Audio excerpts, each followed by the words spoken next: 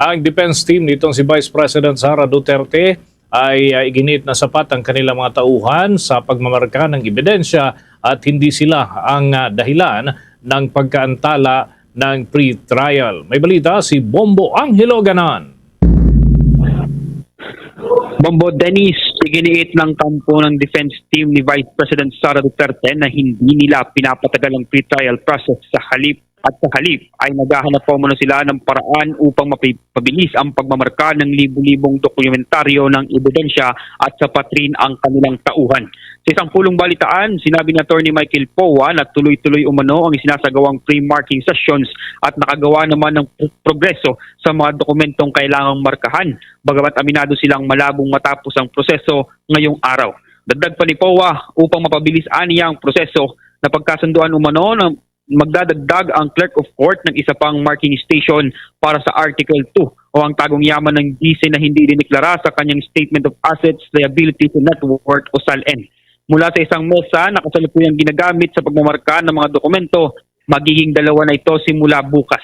Ipiniliwanag ng kampo ng depensa na kapag nahati ang volume ng mga dokumento at sabay na pinoproseso ng dalawang grupo, mas mabilis matatapos ang pagmamarka ng ebidensya. Narito pakinggan natin ang mga bahagi ng pahayag ni Atty. Michael Powa. So ngayon, pinipilit naman talaga natin na mapabilis at matapos ang expedited proseso. In fact, just earlier this afternoon, in-announce na rin ng clerk of court, I'm sure upon consulting both the defense and the prosecution, that pati yung Article 2, kasi ngayon isang table lang yung marks ng Article 2, magiging dalawang table na for tomorrow. So that should help expedite. Kasabay nito, Bombo Dennis, pinabulaanan naman ng depensa ang mga aligasyong kulang sila sa tauhan o underman sa gitna ng pre-trial proceedings. Ayon naman kay Atty. Mark Binluan, isa rin sa Defense Counsel ni Duterte, ang prosecution umano ang nagkukulang sa tauhan para sa isinasagawang marking of evidence. Simula na magbukas aniya ang pre-trial ay sumusunod umano sila sa lahat ng direktiba ng impeachment court, kaya nasa posisyon sila para itanggi ang mga aligasyon. Narito pakinggan naman natin ang mga bahagi ng pahayag ni Atty. Mark Binluan. Actually, I was there personally, and the opposite is true. The opposite is true. It was actually the private prosecutors who lacked a certain personnel for the marking of the exhibits. Siguro hindi lang naintindihan masyado ni Representative Luis ito kasi hindi naman sila nagpa-participate buong araw. No? So they just appear in the morning and then they leave, and then they leave the rest of the task to the private prosecutors who are handling the case. So siguro we are in the best position to deny that claim, and we are saying now that we are not undermanned and we are complying with all the directives by the.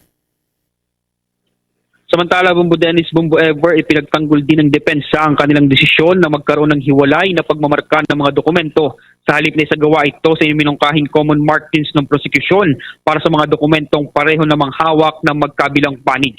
Ayon kay Powa, may mga pagkakataong nagkakaroon ng pagkakaiba sa mga kopya ng dokumento kahit na sa unang tingin ay magkakapareho ang mga ito. Binanggit din niya ang insidente kaninang umaga kung saan na-discovering may kulang na isang pahina sa bersyon ng dokumentong hawak ng prosekusyon kumpara sa kopya ng depensa. Narito pakinggan natin muli ang mga bahagi ng pahayag ni Atty. Michael Powa. Well, meron kaming way of marking, hindi ba? And I think that's well within the prerogative of the defense how we want our documents to be marked. Well, to give you an example, a very concrete example, kanina may insidente na may isang may document ang prosecution, may document ang defense. Reportedly, it's the same document, obviously, pero kulang ng isang page yung version ng prosecution. So, doon namin gustong ipakita kung bakit kailangan minamark namin yung sarili naming ebidensya. Kasi even if it's supposedly the same document, kulang ng isang page yung sa prosecution, sa amin, meron kami ng page na yun. So, importante rin yun talaga, no, na para sa amin, mamarkahan namin yung sarili naming dokumento. Kaugnay nito, nilinaw ng defense team na karaniwan lamang ang ganitong proseso sa mga paglilitis at bahagi ito ng masusing paghahanda bago ang proper trial. Hindi naman nagbigay ng katiyakan ng kampo ng depensa kung matatapos ba ang pre-trial ngayong linggo dahil sa dami ng dokumentong kailangang markahan. Ngunit sa huli, iginit ng kampo ng depensa na mula pa noong unang araw ng pre-trial ay wala umano silang ginagawang hakbang upang maantala ang proceedings. Nag-uulat mula dito sa Senado, ako si Bombo Angelo Ganan, and this is Bombo Radio Philippines, the number one and most trusted source of news and information.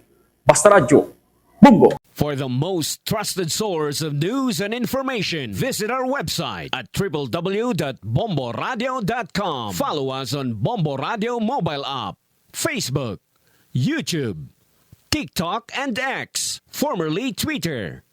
Like, share, and stay connected. Anytime, anywhere.